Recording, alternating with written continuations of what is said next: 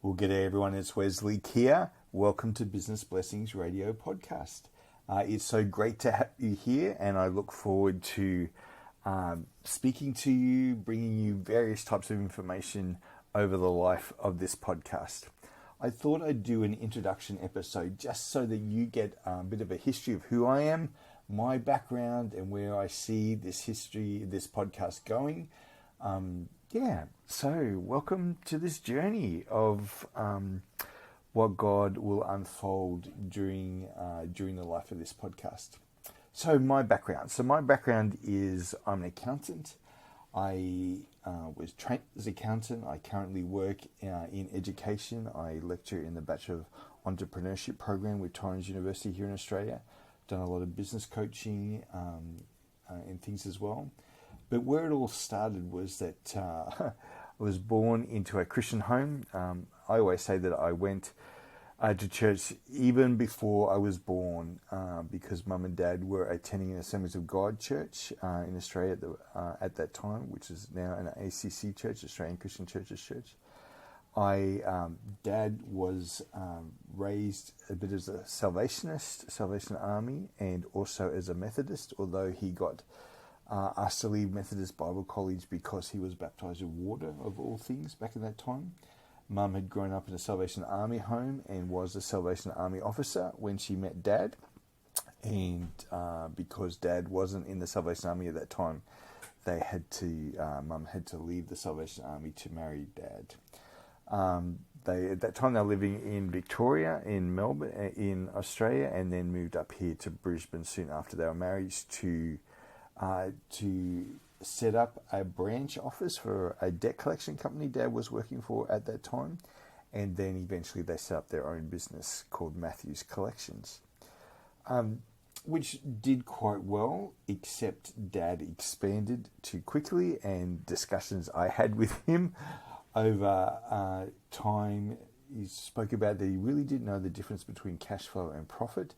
So while the business was profitable, cash was an issue, and they expanded too quickly, and they got into some cash flow issues, which eventually led to the business closing down and Mum and Dad going bankrupt. Sadly, as part of that, because of the cash crunch issues, Dad had taken some trust fund monies from their trust account and used those to bankroll the business, which of course is illegal. Even though the money was put back, it's still illegal to do that. And as a result, Dad spent 9 months in jail. He was charged and spent 9 months in jail. It was interesting that it wasn't picked up in the audit process, but Dad confessed to that crime, and that was the result of that. So that was a kind of a formative time in my life when I was about, it was grade 5, that the business went bankrupt and we lost everything. We lost our home, we lost everything, moved suburbs, moved schools. And then probably it was about grade 8 that Dad eventually went to jail. The slow-moving legal systems need to be addressed, I think, in whatever nation around the world. It just takes time. But that did have a rather huge impact on me. Particularly, I was thinking, here we are as a Christian family, and this is happening. So it really did, there was a lot to ponder that. In terms of my own Christian faith, I gave my life to the Lord when I was in a Sunday school. One particular Sunday morning, I remember we had guest speakers in speaking to what was known as Kids Church, Children's Church, and they asked us, do we want to give our lives to the Lord? And I really felt that, hey, I actually haven't done this, and I need to do this. So I remember clearly doing it that morning. But I also remember thinking that didn't really make much impact in my life at that time. But I knew I'd made the decision. And it wasn't until I was about 13 that I thought, if I say I am a Christian, then I need to start doing some things that Christians do. So one of those, reading the Bible, praying, fasting, and starting to share my faith with my friends. And I remember this particular day I started to share my faith with one of my best friends at the time. It was actually in Mass. Maybe it's why I'm not so good at Mass. to this day. But anyhow, and I remember he'd turn around to me and saying, "How dare you take the speck out of my eye until you take the log out of your own?" And I'm thinking, hang on a minute. This guy hasn't been to church. He doesn't know that scripture. And by the way, there's nothing wrong with me. Well, I did go home that day and I did spend some time with God. And yes, he did show me there was some stuff in my life that I need to get right with him. That guy actually did go on to give his life to the Lord, which is fascinating. At school, one of the subjects I loved was accounting, and so I went on to study that at university, do my Bachelor of Business in Accounting, and partly because I didn't want to go through the same kind of things my parents went through, that I wanted to have the education and knowledge to know why, how does business work from a financial and accounting point of view. It was funny, my goal at the time was to do the accounting degree, go and do 2 years of work experience and go back and teach at high school. However, that all changed. It didn't work out that way, but it's fascinating to this day. I now teach and I love education and teaching people. And I guess that's one of the things I want to see happen with this podcast, that it helps you to go deeper in this whole kingdom business area. It's interesting that, just to give you some of my work history, my first job was with a charity in Australia called Guide Dogs for the Blind. So I was brought in to bring in a new computer system back then, and then took over as their accountant. From there, I moved over to Scripture Union, Queensland, and acted as their business manager for Queensland. And it was interesting, while I was there, as a charity, cash, we were always cash strapped. But I also thought, what, we actually need to be starting to educate probably our donors in how do they manage their money from a biblical perspective. So I started looking around, seeing what kind of curriculum and things was there. Came across what was then Crown Ministries in the USA. They'd been started by a guy called Howard Dayton. They had a 12-week Bible study. Got a copy of the Bible study, started to run it, saw some life change, and actually eventually was able to help see that established in Australia. So we worked on that for 5 years. And it was during that time, Crown Ministries became Crown Financial Ministries, which means we took on Larry Burkett stuff. So for those who know the history, Larry Burkett was one of the major proponents of Christian finance at the time, and written a number of books. One of those was a book called Business by the Book, and we ran a seminar called Business by the Book. And it was one of the hardest things that I had to do, because like now, running a kingdom business is kind of flavor of the month. If you like to say that, I'm not trying to be negative in saying that, but back then it was hard yakka to talk about business people running their business according to biblical principles. But if I look back now, like, we probably put about 100 people through Business by the Book seminars over a couple of years that was there. But so that was going back early from 2000, 2005.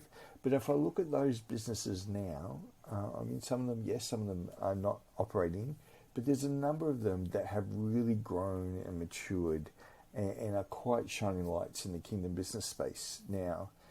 They weren't back then. They were just startups, people that had a heart for following after God. But they also went through a hard time as they started to implement biblical business principles in their business, because there's really it's really a mindset shift that needs to take place. And I guess that's probably perhaps one of the reasons why I wanted to get this podcast up and going. It's actually my third attempt to do this. But it's because I've been sitting back and looking at those businesses and thinking, you know what, there's some basic foundational biblical business principles that I think are missing from some businesses today. And maybe it's time to go back and to lay those foundations again. And it's also for some of the new businesses that we've been working with to help them lay the foundation. I was just speaking at a church this morning and talking to a business owner afterwards, and realized, hey, there is some lacking of foundational principles. And so that's what I want to see happen with this. One of the things that was interesting during my time with Crown Financial Ministries in Australia was that we saw some amazing things take place. It was, people were getting their financial lives together. But I think the real focus of it was actually the prayer associated with the course and the fact that they were looking at the Bible and applying biblical principles to their business. And plus it was done in community, in small groups. But something happened after I left, which was fascinating to me, because I started to get some phone calls from people. He said to me, Wes, we really enjoyed the Crown program, but it actually for some people, it caused issues. There wasn't the great outcome that we were looking for. And I said to them, why on earth didn't you talk to me about that at the time? But so since 2005, this really started me on a journey of, are there some other factors that are at play as to why businesses don't prosper? It's always interesting when you go to, say, a shopping centre or a strip mall or something, where you see one business that just customer after customer there, and other businesses hardly anyone coming in. Is there something about that? What does that look like? Anyhow, so after I started having these conversations with people, it started me on a journey, and it also started me on a journey as after I left Crown. I said, God, what's next? And he said to me, I want you to focus on business people. And I said to him, don't be stupid. That was you're saying to me, take the hardest part of what you just did with Crown Financial Ministries and just focus on that. And I thought, you've got to be kidding. But then the other thing he said to me is, you need to put intercessors into businesses. And I'm thinking, God, and you've got to pay them. In fact, it was very fascinating, because how he showed me that, I was at this prophetic conference, and I was looking around, and he highlighted all the intercessors in the room to me. And how he highlighted them to me was the way they were dressed. While they were presentable, just their level of dress standard wasn't as high as others. And he's saying these people need to be supported. So that's what we started to do. We started to run some events where we just talked about God in business. Talked about the main difference, is we can't be better than. Because, you look at some non-Christians, they're much more generous to the employees, they're much more generous to others.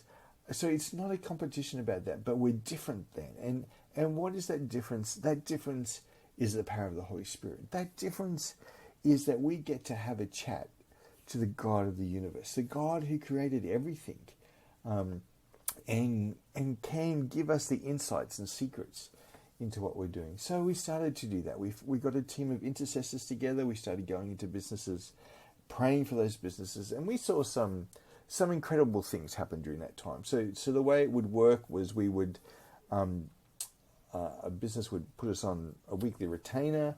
Then during the month, the intercessor would keep a diary of how they prayed for the business. Then at the end of the month, they would produce this prayer report. We started calling it a prophetic report, but we changed it to a prayer report. Then I'd get these prayer reports. I'd send it to the owner of the business. Then I'd sit down with them and we'd go through, hey, this is what God is saying to us. We did that for about 3 years. It was just incredible time. There was a couple of things that came from it. One, sometimes there'd be in reports, the stuff would come up and I thought, there's no way I can say that to the business. Like an example of this is, for one business, he put in that they're praying for about their third child for them. And I'm thinking, there's, in all the conversations I'd had with this couple, never had they mentioned that they wanted a third child.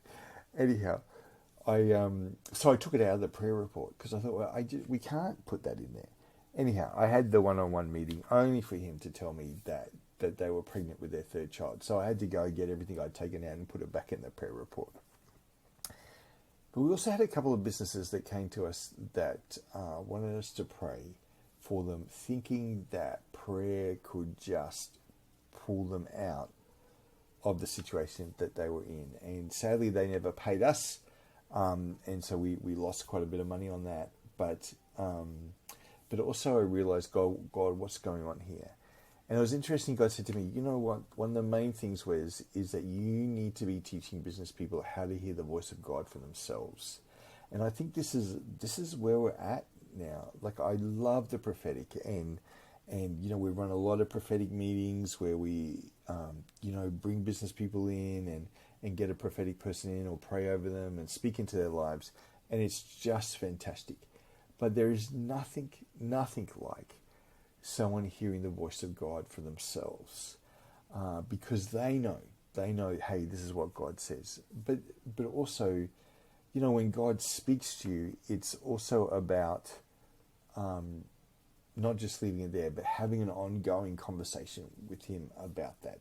Because sometimes God speaks to you about something just to get you moving.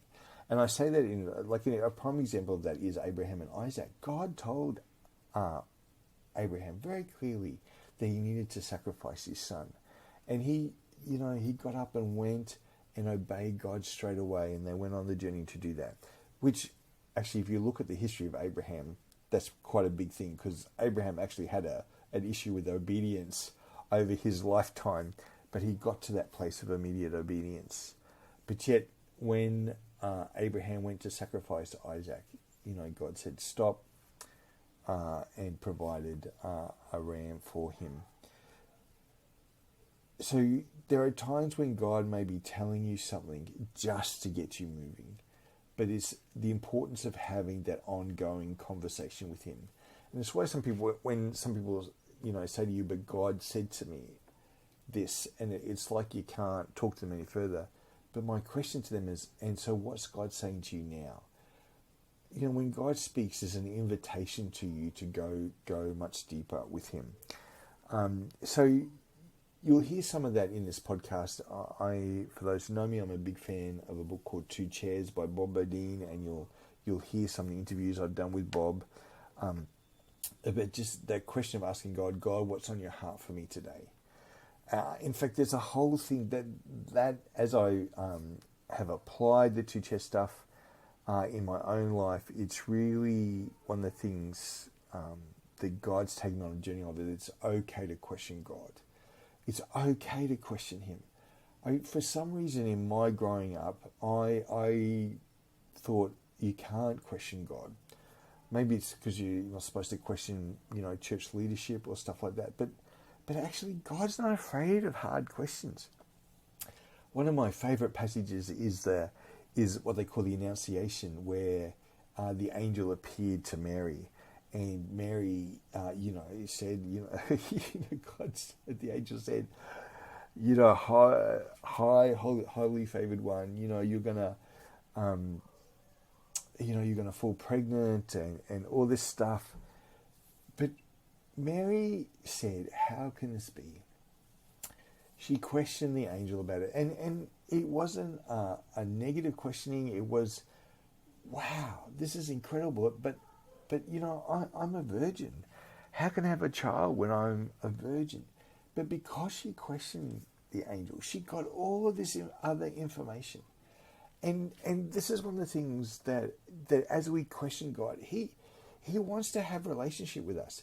The only way that we build relationship with people is by asking questions.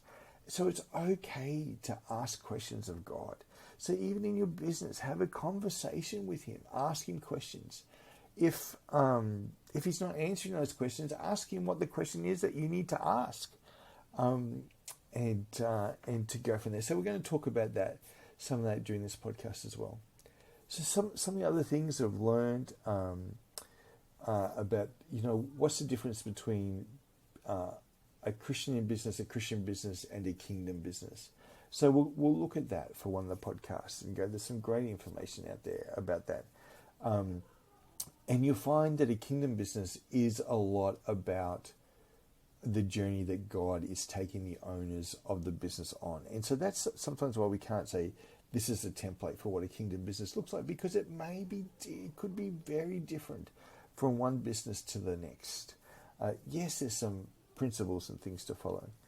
One of the other things that I've learned is all about healing the land, the importance of the land, that God is very jealous of his land, and that if that land needs healing, that it can be, land can be stained, the stain of sin, either through idolatry, adultery, broken covenant, or bloodshed, and the power of seeing the land healed, and the blessing of God coming on the land.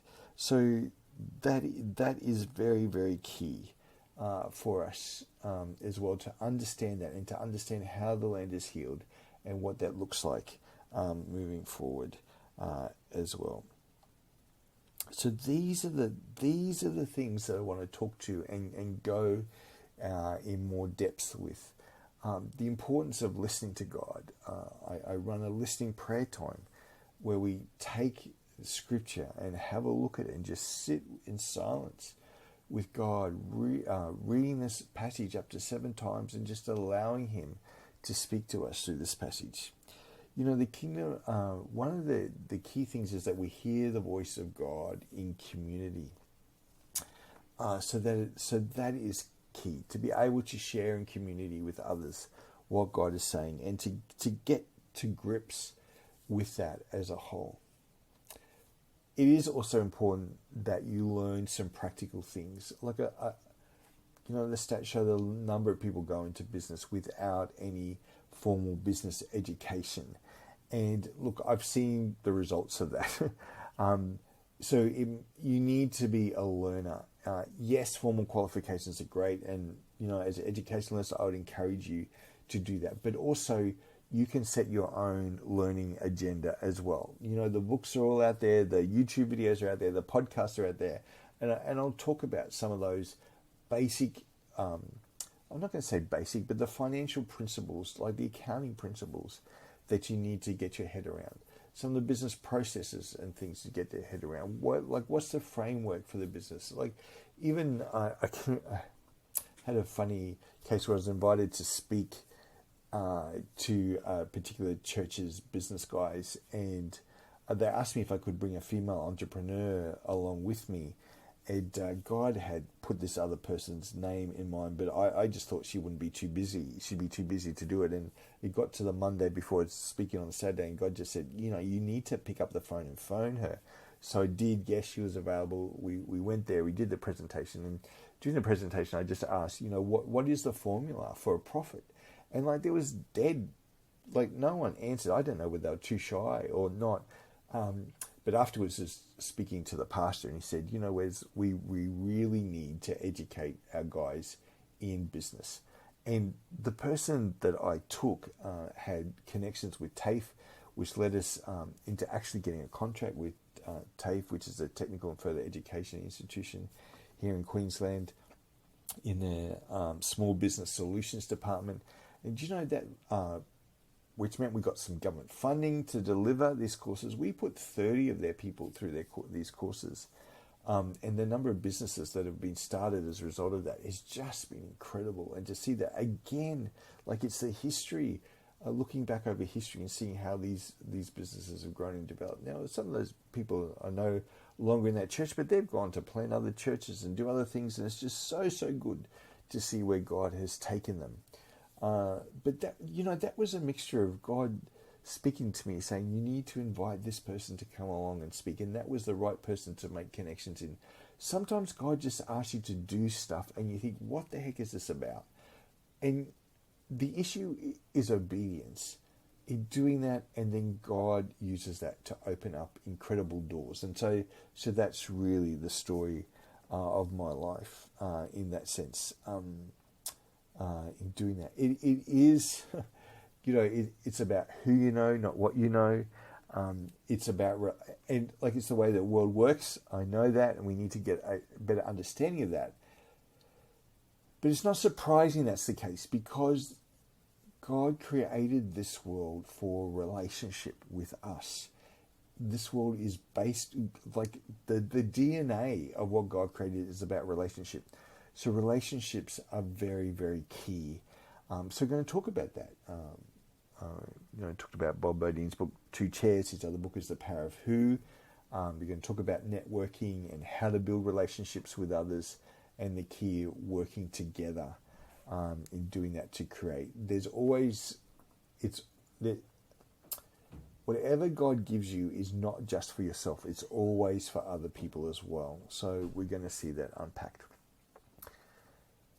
The other thing that I want to talk about over time is intimacy with God. That's another person, guys that follows Henry and Richard Blackaby, who wrote the book Experiencing God. If you haven't read that book, I'm going to encourage you to do that. Talk about 7 ways of experiencing God. It's a very good framework. And I can remember once we had Richard Blackaby here, and I just taken him to a function on the Sunshine Coast. For those that don't know, it's about an hour and a half north of Brisbane. And I was driving him back, and I thought, it's just me and Richard. This is the time. He mentors 500 of the top CEOs, generally across the US. And I thought, this is great. This is my time to sit with him and just suck him dry. I've got an hour to ask questions.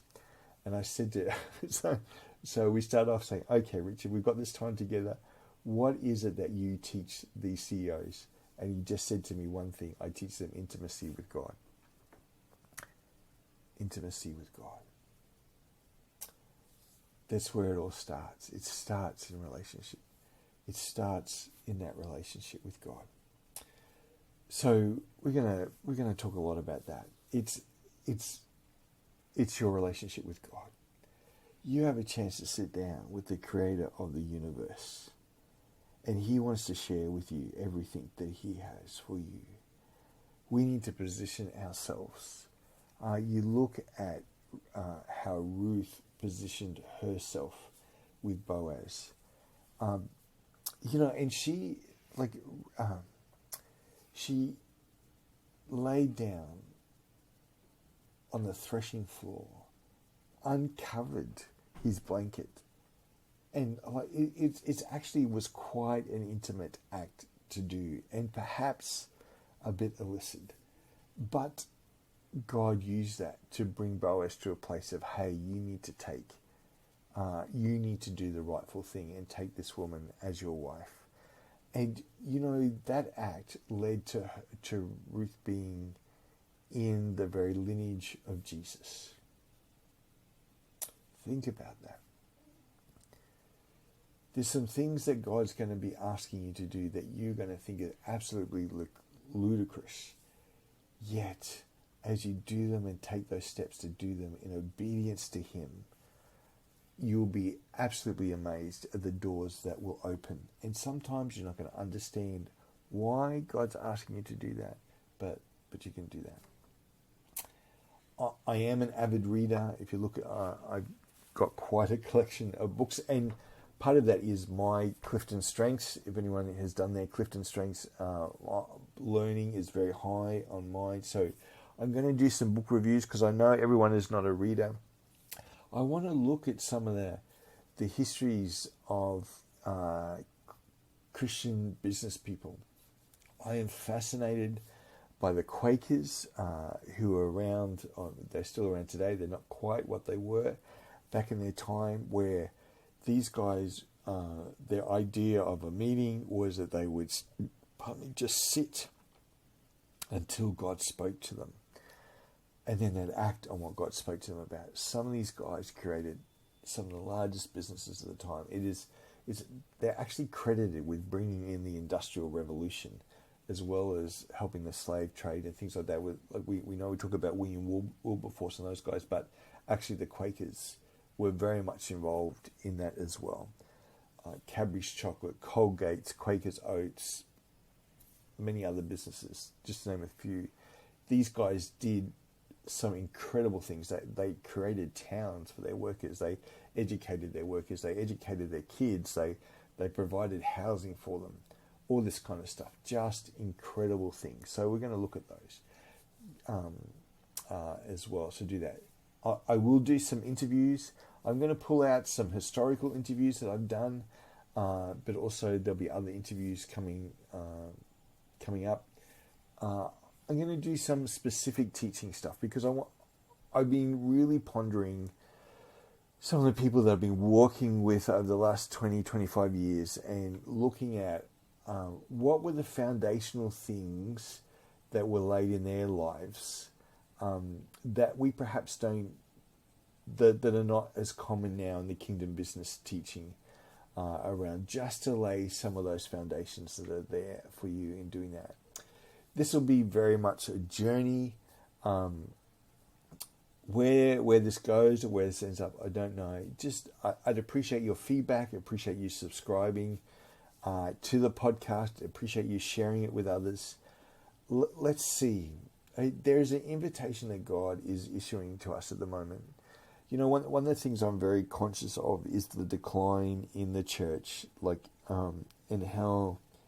So I should say, let me clarify this: the decline in church attendance. And if you look at it over my lifetime, you know, church attendance has gone from, say, 80% in Australia down to less than 7% now. It's very disconcerting. But there is something there. And, you know,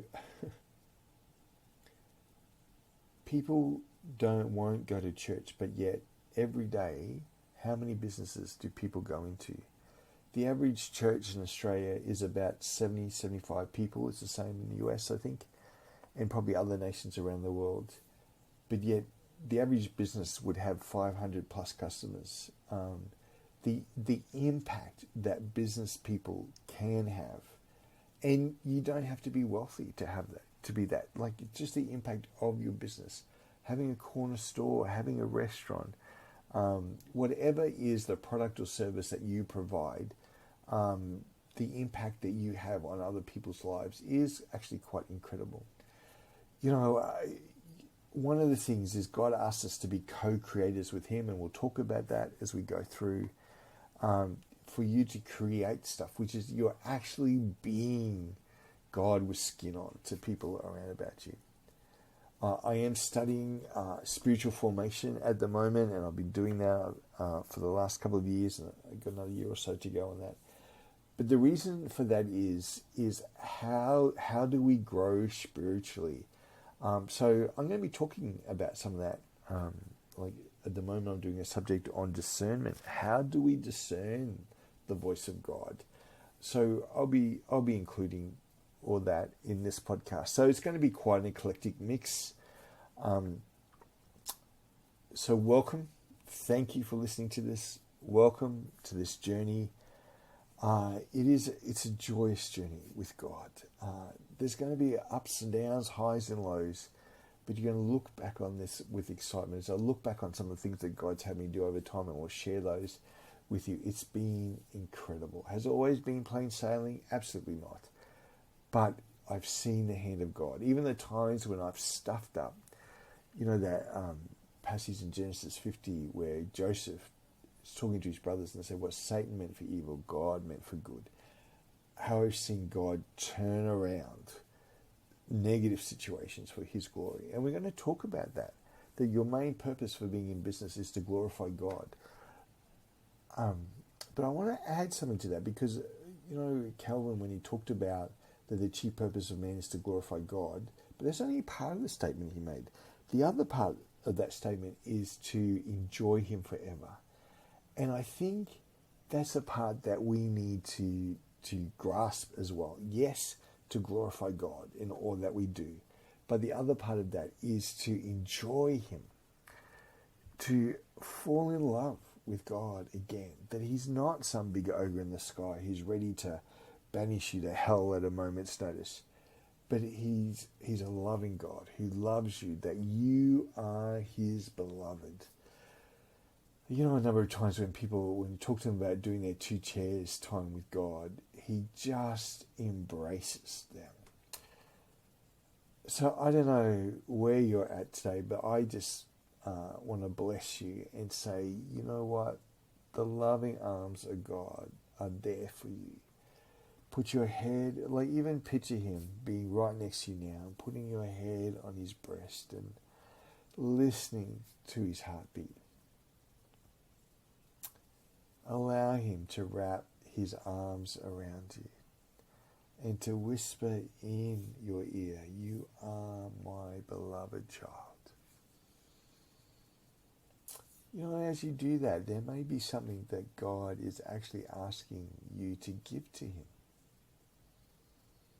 Maybe asking that, "God, is there something you want me to give to you?"